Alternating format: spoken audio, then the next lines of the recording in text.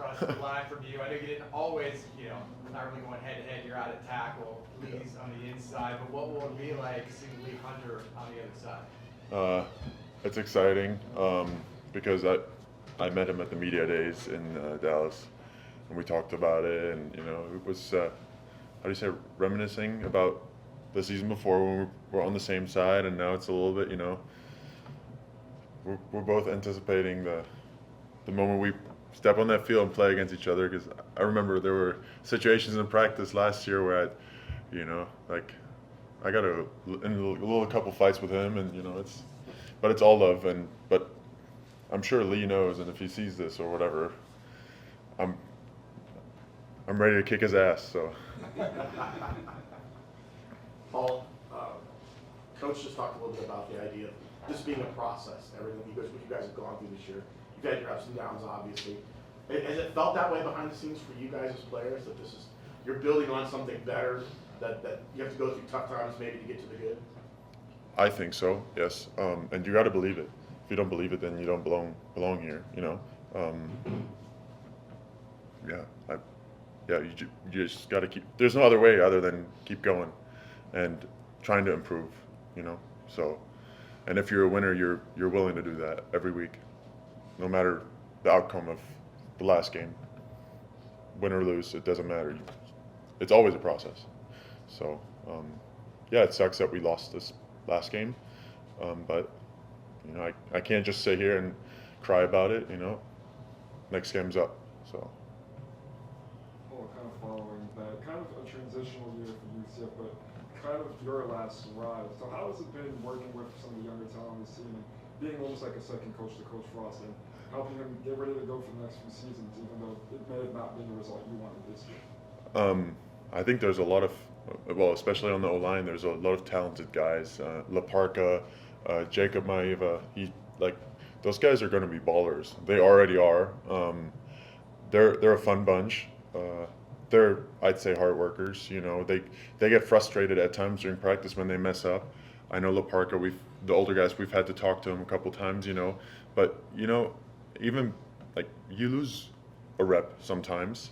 Nobody wants to lose, but he cares. Laparca cares. Jacob cares. Rayshawn McCaney, he's good. He's doing some good stuff in practice. So yeah. Would you say you've taken pride as that leader on the field, leading these guys for the future? Say that again. Would you say you've taken pride leading these guys for the future? Yeah, I love helping them because they listen to you. They listen to the other experienced guys on the team. So it's good. It's rewarding. How do you think this offensive line has responded to adversity throughout the season and grown as a unit together? I think we've responded pretty good. Versus Cincinnati, I went down. Owen Spell had to step in. That's facing adversity. He's done a good job. When I went down, there's been other places, where we had to mix and match throughout a game, and all the guys are, it's. I think the O-line's been doing better as the season went on, and we've gotten better. And I think this past game, we, when you turn on the film, the O-line, we played physical. The most physical we've played all year so far. So. Paul, you missed a game for the first time in a while a couple of weeks ago. Just what was it like being on the sideline for the first time in a while, and how was it, coming back? It sucks. It sucks being on the field, on the sideline, not being able to step on that field. But you got to support the team. Do everything you can to help the team win. And they did a good job without me, and it's bigger than the team. It's bigger than me, so it sucked being out. But I'm back. I played the whole game this past weekend. I feel good. Yeah. How much tape have you watched on David Bailey and Rubelt Hyde, the two edge rushers from Texas Tech? I've watched the games on TV. You have to watch the film that we have. Texas Tech is good. They're all good up front, and Coach Frost said it. So I'm excited to face them. I'm going to be ready. And I know know Cam and Jabari have been here for a couple of years now, that were teammates with me as well. Do you have any tips for them as to how to kick his ass?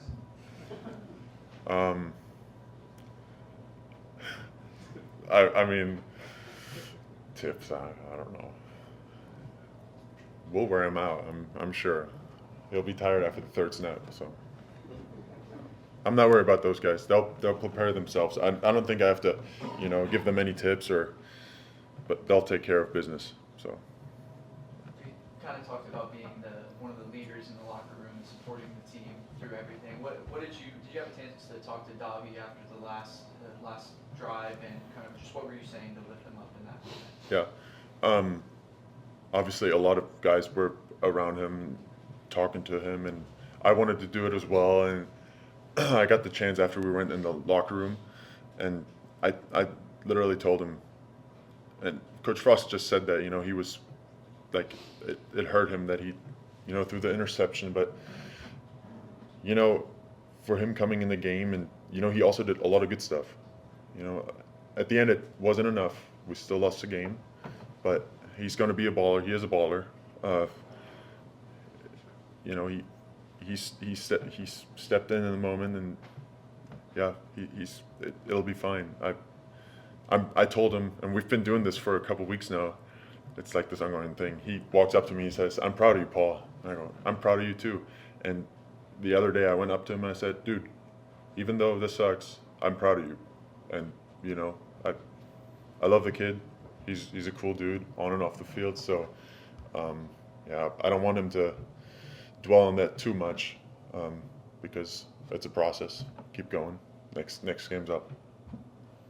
Paul, along those lines, you guys have struggled on the road. Is there something that just kind of, what can you do to maybe try to get out that, snap that road, maybe that road streak that you guys have been struggling under? Yeah, we got to wake up and just attack the day. That rise and conquer mentality. I think that's. Yeah, I've never really thought about it. Yeah, just go out there and kick butt. It's got to be the mentality. Yeah, I haven't really thought about that, honestly. Paul, if Taven can't go on Saturday and you guys do start Davi, what's the overall mentality of the offensive line, and how do you guys plan to adapt with a different quarterback change? I mean, we got to play football. It's adjust. The best ones adjust. So whatever needs to get done, we'll get it done. Whether it's Taven or Davi, or if I have to play quarterback, yeah. They do their job, we do ours. So. What would that look like, playing quarterback? Oh, no. Next question. I've played quarterback before. I'm playing football. Terrible. Well, you said this was one of the O-line's better games.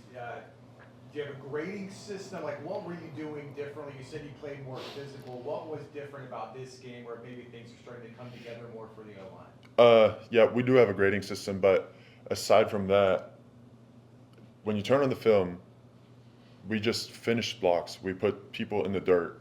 There was a play where, what was it? Connor and I, we had a double team. We drove the dude down like 20 yards of field, Jabari had awesome rip shots. Like, he just put people in the dirt too.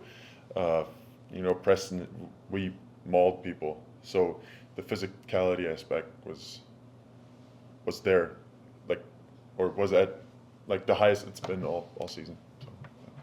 All right, thanks everyone. Maybe it was early in the season or preseason, I can't remember, but just kind of reflect on how this year's been for you, playing for Coach Martin at UCF. How's the season been going? It's been a fun year. Obviously, it hasn't turned out the way we wanted it to, but everything, the process has been fun. Playing for Coach Martin has been fun. Just constantly improving week by week. You got to take pride in that and keep doing that, give you the best outcome on game day. So, yeah, the whole thing's been fun to me, honestly. You feel like you've improved? You've gotten better as the season has gone on? Yeah, I feel like I've improved a lot, but it's still stuff I need to work on, obviously. So, but it's been fun. Like I said, I've been enjoying the process. RJ, what have you seen from your guys' defensive line? What stood out to you about this group over the last few weeks? It's just fast, physical. You know, guys been getting after it, especially on the edges. Like guys like Najee Kelly, Malachi, they've been getting after it. We've been getting after it inside too. Just me personally, stuff I can work on, just converting the pass, stuff like that better. But we've been getting after it. Very physical up front, I'd say. If I had to describe us. Towards the end of the game against Houston, there were injuries to Malachi and Najee. And you guys have already sustained injuries to Sincere and Horace in the beginning of the season.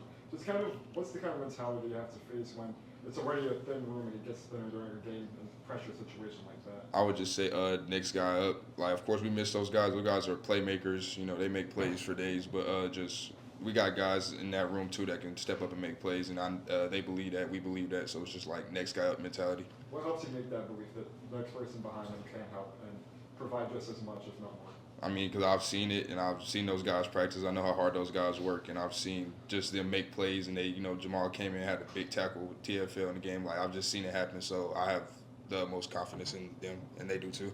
You said you guys play fast. How would you describe the identity of the defense over these 9 games? I would say we just relentless. Like, no matter the situation or just the down and distance, like, we're just gonna come, be physical every snap. So I'd just say we just keep coming. RJ, have you gotten a chance to look at the film from Texas Tech there? What's the biggest plan I guess you guys have for practice to prepare for Texas Tech in the rushing attack? I haven't really looked at the film in Texas. I've seen them play, like watch the games, obviously, but we haven't really went over the film from Texas Tech. We're going to do all that stuff today, but just same plan it is every week. Just be physical, out physical. Growing sense that Texas Tech regarded as maybe the best defensive line in the country. Mm-hmm. How much does that maybe fire you guys up as a unit going into their house to show what you guys can do? Yeah, of course they got guys. They got an unbelievable D-line, but we got guys too, and I like our guys, so we want to come in there and show what we can do and be the best D-line on that day. Philip Dunham with the program record, 3 interceptions on Saturday. Do you take any pride in knowing that you're part of that, getting those interceptions, putting some pressure on the quarterback? Yeah, for sure. Philip with 3 picks, like that was an unbelievable day. Like when you know you got guys like that playing in the back end, it makes your job up front like that much easier. Like no matter what, they're gonna stay in coverage if they have to, and make big time plays. It was a great day for him. Jake, Scott talked a little bit about this being a process. The season was going to be a process. Yeah. Maybe. Have you seen that behind the scenes with everybody and the players themselves about how you're not going to get maybe instant gratification, but it's going to pay off in the long term? Yeah, for sure. I've seen that behind the scenes. Like I said, we haven't had the outcome we wanted this season, obviously, but like the attitude in practice and like the goal stays the same. Just keep getting better, keep taking your shot, keep getting better, keep taking your shot, and we're gonna keep swinging. Like this team's not gonna give up. We're just gonna keep swinging, and that's been the mentality all year. RJ, have you had what's kind of been your favorite moment this season? Have you had a particular game that stands out to you? No, I haven't had like a favorite moment. I'd say just I've been trying to enjoy the whole process of it, really, just the whole season. Like not take anything for granted. So just every moment I'm out there is pretty fun to me. 2 weeks ago, Baylor kind of jumped on you guys early, scored 2 touchdowns right out of the gate in the first quarter. What changes do you think you need to make in preparation going back on the road to prevent that happening again? Just make plays. Like we're in position. Just got to make plays and keep getting better. Keep fixing mistakes. Just little things, I'd say. Where have you seen yourself grow the most this season? Like for playing wise, like to grow, like developing, and how you've improved. I've improved. My run stop has been improving. Pass rush has been improving. Still not where I want it to be, but been getting like a lot more pressure than I was. So my improvement's been smooth. I feel like. Anything else? All right, good stuff. Thanks, RJ. Appreciate it.